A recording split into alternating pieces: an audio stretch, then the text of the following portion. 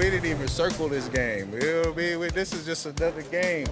We ain't worried about it. I'm going to tell you again, man, they were who we thought they were. Y'all can crown them if you want to crown them. Still got to play football.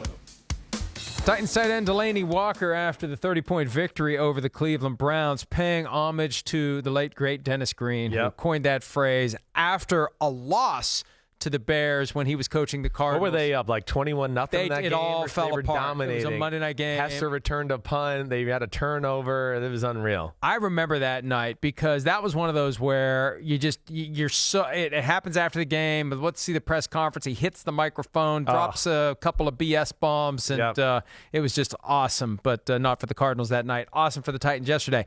All right, the draft today. The biggest statements coming out of the first Sunday of the regular season, and I'm posing the question to you to determine who gets the first pick. Patrick Mahomes has now thrown for more yards in his first 20 games than anyone in NFL history. Whose record did he break? Gosh, I got to think that's first 20 games. I got to think that's Dan Marino. Oh, no. It's your good friend Kurt Warner. Damn. Kurt Warner held the record. Wow, that's impressive. Now held by Patrick Mahomes. Mahomes also has the record for the most touchdown passes in his first 20 games with 53, and he's only played in 18 regular season games. It's insane. He's got 2 more games to go to really set the bar at a spot where it may never be matched. All right, I get the first pick, and I mean, this is one of those days where it's good to have the first pick because without question, the biggest statement was made by the Tennessee Titans, who went to Cleveland and didn't just eke out a victory. See, I really don't enjoy my prediction as much as I thought I was going to because I didn't expect it to be a bloodbath. If I'd have picked you'd have thought I was permanently residing in Crazyville if I had picked a 30-point victory by the Titans. But, yeah, I saw this coming. I saw the win coming, but not the way that it happened. And we have to start taking the Titans seriously now. Kevin Byard told me after the game that this wasn't, just like Delanie Walker said, we didn't circle this game. Yeah. We're trying to go from good team to great team. And the moment we get on the plane, we are done thinking about this game, and we are on to the Colts. I mean, most teams take a day. They're on to the Colts the minute their butts hit the seats on the plane.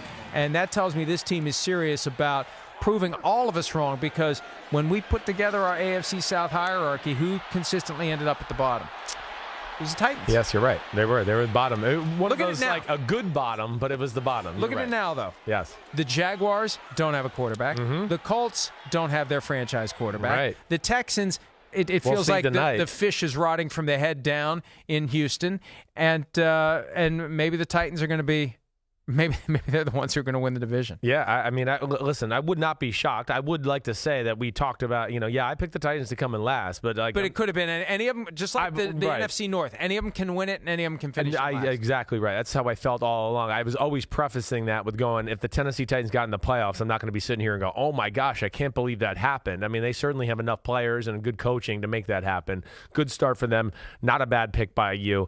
But I'm going to go with the Dallas Cowboys as my Sunday biggest statement on Sunday, because first off, Dallas is such a up and down type of football team, and last year they went to the playoffs, and history shows us that this is the year they fall off earth and don't go to the playoffs. Well, not only did they not do that, they had to deal with distractions here in preseason because of the Zeke Elliott thing.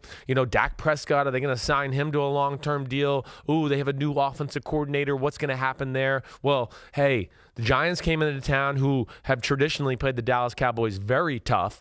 Eli Manning not intimidated by what goes on down there. And Zeke Elliott and the running game weren't the story of the game. This is why it was such a big statement. Dallas is saying, watch out.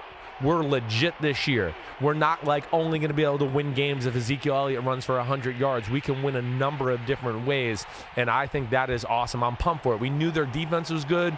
We knew their offensive line and running game were good. We wanted to see if the pass game could open things up and truly make them an unstoppable-looking offense, and they at least started that way yesterday and give me confidence that they're going to be a force to be reckoned with the pass game and run game both. And Dak Prescott completely unflustered by the pending contract negotiations. It would be very easy to make it a distraction. We've had this conversation many times. Yep.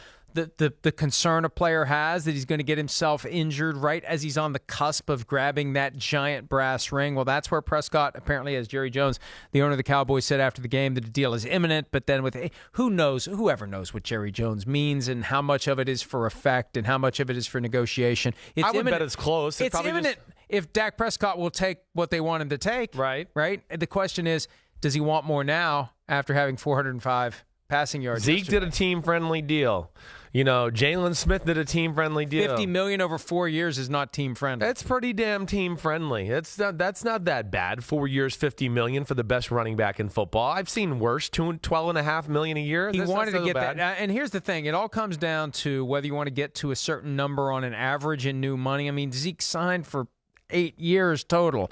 So there's going to be devil in the details. You just had to fight against me. You couldn't I want to fight against you all the time. I know you. All right, I don't think we've mentioned this game at all over the last hour and a half, and there are going to be Vikings fans out there who are kind of pissed off that we haven't mentioned the game. I was about to go there. But the Vikings stuck it to the Falcons. Right. They stuck it, baby. I mean, it was 28-0. It looks better than it was when it finishes 28-12, but the Vikings were all over them. And the best statement, I think, comes from the offense, where Dalvin Cook had 21 carries for 111 yards. Yeah. And here's the thing. Right. The Vikings have finally figured out how to properly use Kirk Cousins. Yeah.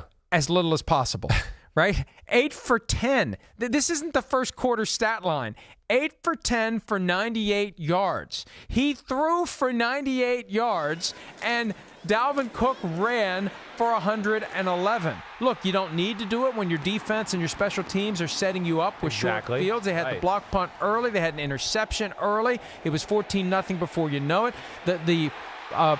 The Falcons were driving in the second quarter, and there was a fumble in Vikings territory, and the Vikings took it the other way and made it 21-0. So, look, hey, you win however you have to win, and every game is going to be different. And the Vikings capitalized on their opportunities, the mistakes that were made by the Falcons, and the Falcons just didn't look good. And maybe it's the Vikings made them not look good. There's some concerning things about the Falcons all preseason. I mean, there is. For one, I mean, their offensive line's an issue. It is. And they couldn't run the ball or pass protect all that well yesterday. Matt Ryan made some bonehead mistakes. I'm glad you brought up the Vikings. I was going to talk about them too. I was going to specifically talk about Dalvin Cook because he made a statement to say, like, watch out. I'm going to be in the conversation for one of the best running backs in football this year. I mean, he was flying around the field yesterday. And, you just couldn't help but just to bag on your quarterback a little bit. You just he was 8 for 10. He didn't have to. I mean, when your defense... Why are you giving him $28 million a year when you're only going to have him throw 10 passes? Okay, well, that's the way it fell yesterday. It was a 2-play, 21-yard drive for a touchdown, a 4-play, 41-yard drive for a touchdown. They did have a 10-play, 79-yard drive and a 6-play, 80-yard drive where he made some big throws, but that's all the game dictated. He didn't need to do anything crazy. Stop taking shots at your damn quarterback. He's your quarterback. You should stick up for him. Okay, that was my Terrell Owens. It wasn't very good. I know. You can't be smiling when you do it. You got to get sunglasses on. Yeah. All right, go ahead. What do you got? Okay. Yeah. This just in. Oh yeah, you know who made a statement on Sunday? The New England Patriots. Yeah. They said, "Oh yeah, we're going to be awesome again, and we haven't even unleashed Antonio Brown yet. Hey, our passing game's great. Doesn't matter." It's like that was like a statement to the NFL, and it was like a statement to Antonio Brown, who was like sitting at home watching the game, going, "Damn, they don't really need me that much. I better act accordingly here, or they will kick my butt out of the door in 3 seconds." What do you think Gronk thinks when he sees what happened last night? This is what's amazing about New England, and this is where people get mad at me because they think I don't like New England, and I love New England, and this is why they get mad at me because everybody gives Brady the credit. Whoa, Brady threw a 3-yard pass to Josh Gordon, and then he broke 6 tackles and ran for a touchdown. That's not taking anything away from Brady. It's just everything about them is amazing, okay? I mean, you're seeing this. I mean, receivers are open all over the field, and Brady's still awesome. I'm not trying to take anything away from him, but they're a machine like we've never seen before in the history of the NFL. No Gronk, whatever, it doesn't matter. They can just make it happen because they got some really, really awesome players, a great quarterback, and an unreal coaching staff. It also helped that the Patriots defense ended up being very, very good. Yes, without a doubt. And I don't know how much of it is. I wanted to get into that, but I was talking too much. I don't know how much of it is the Steelers just weren't clicking offensively because no matter how much you say, hey, we're going to be all banded together, you don't have Antonio Brown, you don't have Le'Veon Bell. They have no mismatch point, for that Patriots secondary. That's going to be the biggest issue there. And that all falls down to Juju Smith-Schuster. You just don't say, okay, this guy was great as the number 2, let's make him the number 1 and everything will be fine. Yeah. It's like if Michael Irvin had left the Cowboys and you take Alvin Harper and you make him the number 1. Right. We saw how that movie went when Alvin Harper left to be the number 1 elsewhere. It didn't go well. Pick your third pick. I'm making my third pick. My third pick is the Baltimore Ravens, 59-10, old school ass whipping. That was like, there were games like that in the 70s. Yes. When the talent gap between the best team and the worst team in the NFL was gigantic, and every once in a while the best team and the worst team would end up playing on the same field at the same time. In this day and age, it's not supposed to be that dramatic. Now, is this going to happen? I feel like this is either going to happen to the Dolphins a lot this year, or the Ravens are going to do this a lot to a bunch of different people. I don't think this is an aberration for both teams. We'll find out, but it's the Dolphins welcoming the Patriots to town next week. And you always say that Miami's a tough place to play. I don't think it's going to be all that hard next week for the Patriots, who have had a hard time there in recent years. I doubt that next Sunday they're going to have a hard time. Negative Ghost Rider. The Patriots are 2-0. Let's lock it in, okay? It's over. Let's not even make them play the game. But, yeah, it was phenomenal. I mean, we knew the defense was amazing. We knew the run game was amazing, and Lamar was awesome. They're favored by 16 next week. Yeah, I'm not shocked. Okay, I'm really torn here because I kind of want to pick Josh Allen, but I'm not going to because he did make a statement in the second half of that game. I'm going to go with the Los Angeles Rams as my statement game. Oh, Super Bowl hangover.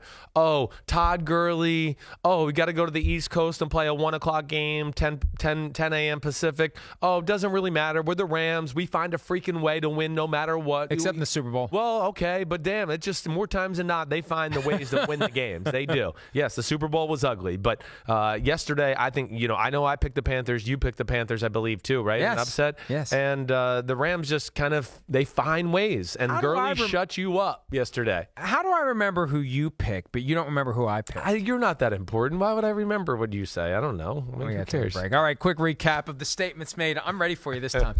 Statements made on Sunday. The Titans, Vikings, and Ravens for me. The Cowboys, Patriots, and Rams winning. For Christopher, I don't think winning. We're going to wrap up this Monday edition of PFT Live. Getting you ready for the doubleheader Monday Night Football when PFT Live continues right after this. Tiger's blood in my veins.